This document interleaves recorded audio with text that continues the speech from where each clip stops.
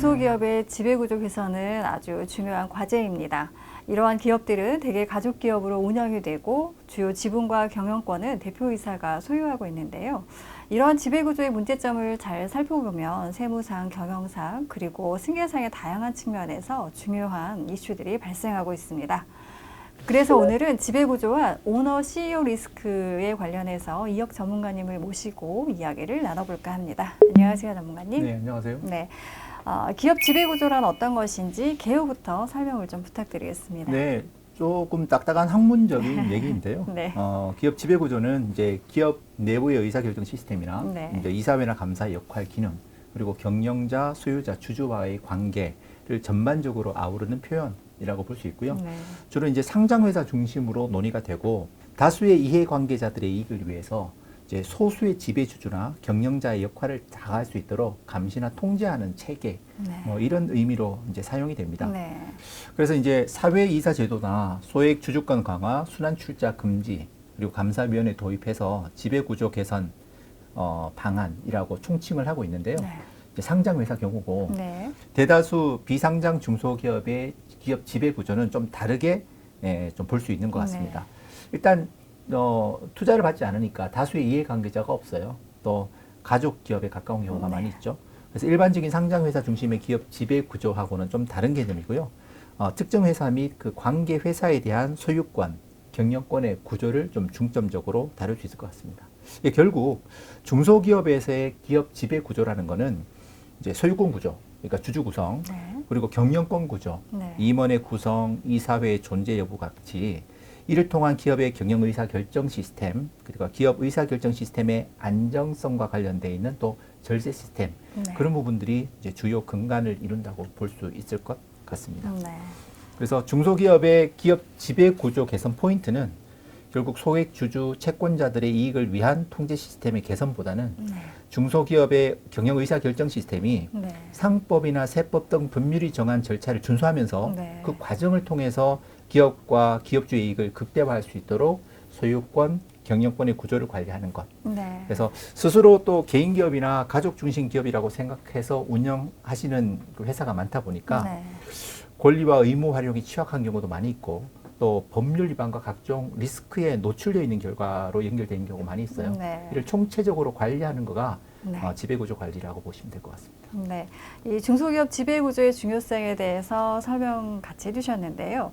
이 중소기업에서 발생하는 오너 CEO 리스크는 어떤 문제들로 구성이 되어 있고 이런 리스크를 관리하기 위해서는 어떤 접근 방식이 필요할까요? 네, 소유권도 갖고 있고 경영권도 갖고 있다 보니 네. 상당히 많은 그 오너 CEO의 리스크를 갖고 있는데 네. 크게 한 10가지 정도로 나눠보면 네. 가업 승계, 투자금 회수, 또 차명 주식 정리, 또 자본거래 및 투자 유치, 네. M&A가 되겠죠. 네. 적정한 임원 보수, 가지급금과 가수금 정리, 네. 경영권 방어, 신용 등급 관리, 법인세 절세, 또 마지막으로 이제 사업 실패했을 때 좀 안전장치. 네.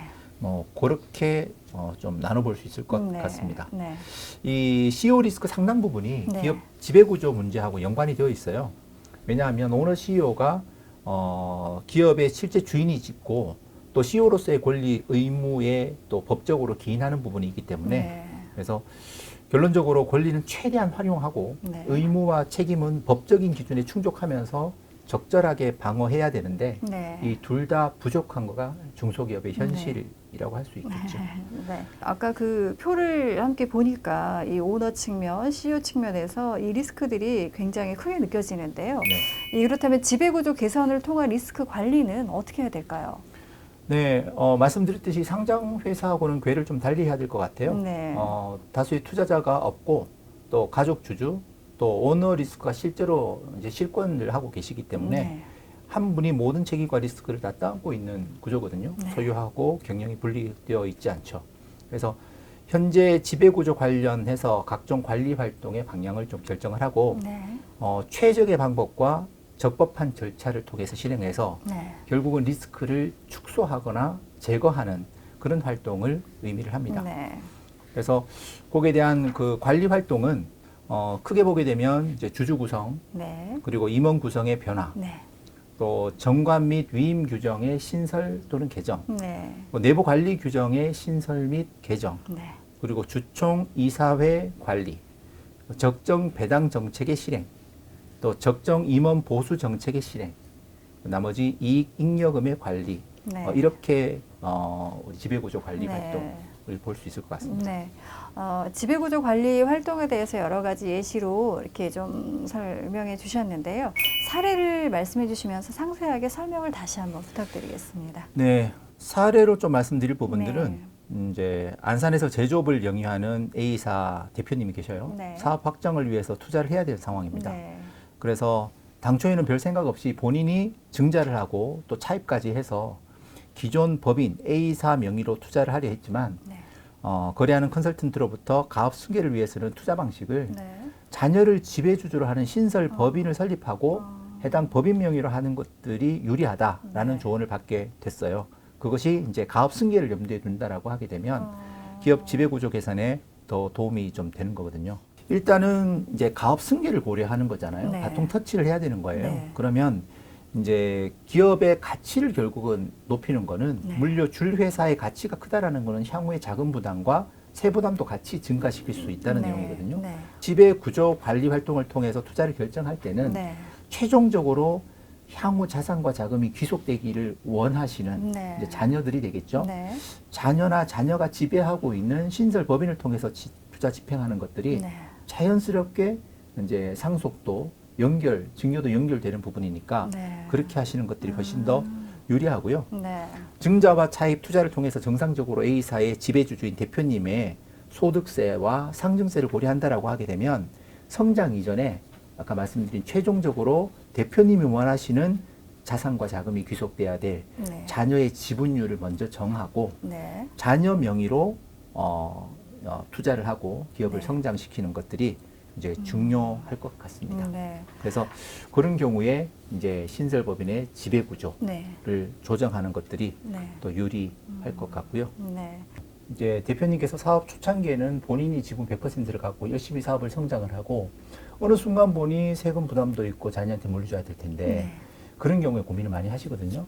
그래서 일반적으로는 우리 이제 증여 공제 한도를 최대한 활용을 합니다. 그래서 그 한도 범위 내, 공제 범위 내 또는 초과하는 1억까지는 10% 세율 구간이거든요. 그러면 향후 성장하는 기업 가치 대비해서 내가 증여세를 좀 내더라도 네. 지배 구조를 만들고 난 다음에 회사가 배당 정책, 자본 정책을 하라는 게 유리한 경우가 있습니다.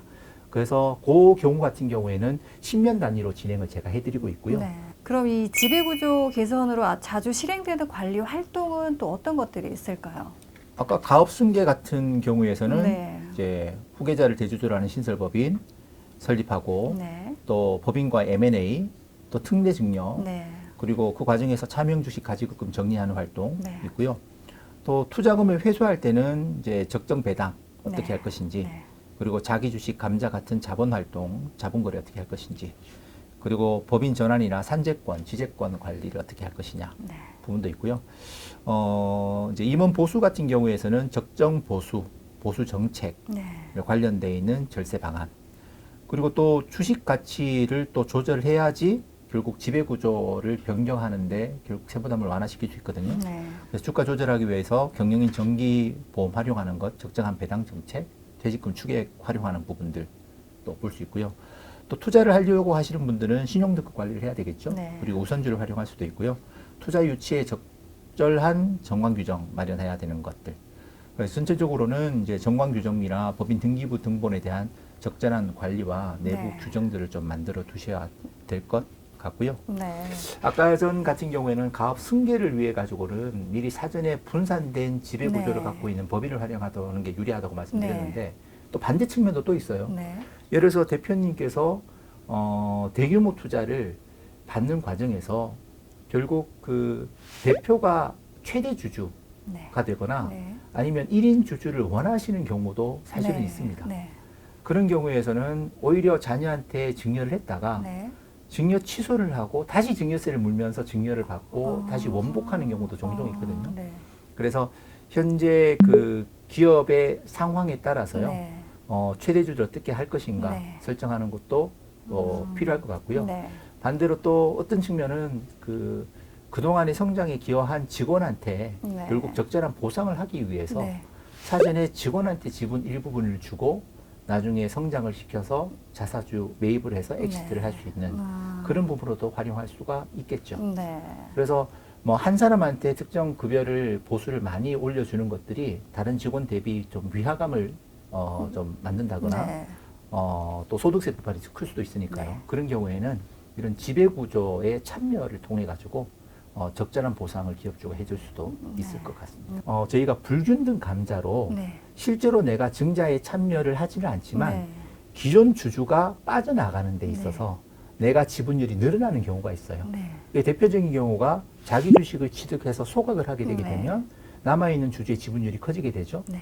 그러면은 뭐 대표님, 사모님이나 대표님 같은 경우 지분 일부분들을 법인에 잉여금하고 높은 주가로 바꾸고 자녀의 지분율이 늘어나니까 증여세 없이 지분율, 지배구조를 늘리는 그런 네. 효과도 있고요. 법인 주주가 지분율이 20%가 되게 되면 네. 입금 불차입률이 80% 되거든요. 네. 맞습니다. 그 작은 법인세조차 거의 안 낼 수 있단 말이죠. 그럼 지분 20% 어떻게 취득하느냐? 네. 20% 가액만큼 내가 뭐 사거나 뭐 이렇게 증여를 못 해요. 네. 그러면 기존 주주들이 액면가로 불균등 감자를 하게 되게 되면 는 감자. 예. 네. 그러면은 남아 있는 주주의 지분율, 그러니까 법인주의 지분율이 네. 20% 정도 네. 올라올 수 있겠죠. 아. 그럼 향후 80% 입금 불산입을 네. 받을 수 있는 지배 구조를 만들 수도 있겠죠. 아. 그래서 다양한 저희가 자본 전략을 통해서 대표님이 원하시는 방향에 따라서 네. 지배 구조는 전문가하고 상의를 잘 하시면 네. 얼마든지 잘 변경해 나가실 수가 있습니다.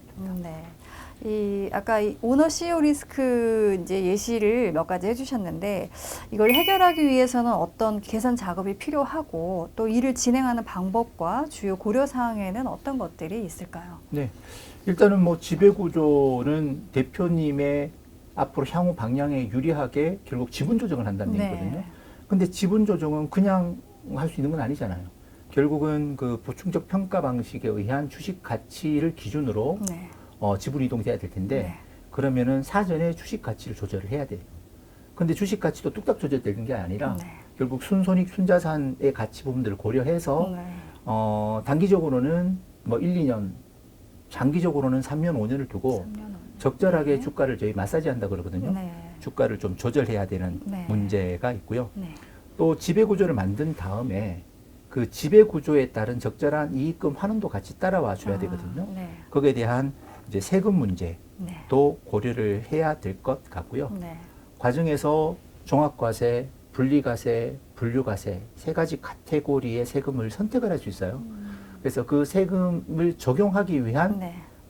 사실 그 전년 소득이라든지 그 다음에 사전 증여 부분도 같이 고려를 해야 된다. 그래서 절차적으로는 네. 적법성 문제, 네. 세금 문제, 회계 처리 문제, 그리고 네. 사후 관리 부분들, 네. 상법, 세법, 민법 규정하는 부분을 철저히 준수를 해야 된다. 네. 그렇게 좀 말씀드릴 수 있을 네. 것 같고요. 좀 어렵습니다.